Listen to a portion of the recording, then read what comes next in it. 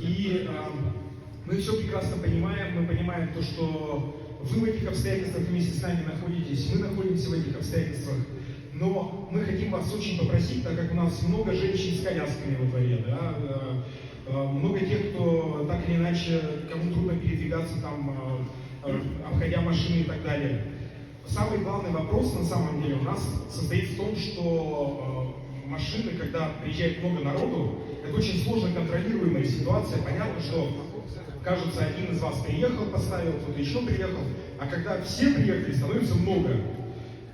Мы обсуждали и в прошлом году с Абдуль-Кудусом этот момент, да, и у нас большая просьба к вам на этот большой праздник, на это большое событие длиной в месяц, когда вы приезжаете на намазы, большая просьба, есть несколько площадок, мы их обсуждали, они на самом деле не так далеко от двора. И когда вы сюда приезжаете, идти совершенно как бы, ну тут просто считанные метры условно. Достаточно мест на парковке в Максидоме.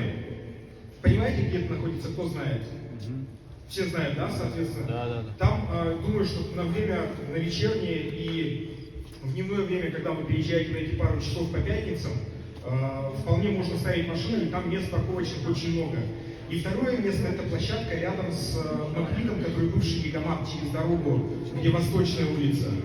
Вот если бы вы туда ставили автомобили, здесь машин было бы гораздо меньше. Ну, потому что, правда, очень многим некомфортно из-за этого передвигаться, да, бывают какие-то нестыковки по автомобилям, и людям сложно проходить эти места. Это было бы просто отлично, если бы вы делали так. Будет всем удобно и комфортно. Спасибо за то, что послушали. Юрий Ильич, что сказать? Здравствуйте, Юрий. Я живу здесь, в одном из этих домов. Поздравляю вас с великим праздником. Спасибо вам, что вы решили выслушать нас. Просто в порядке просьбы обращаюсь к вам. Прошу по возможности не ставить машины в нашем дворе.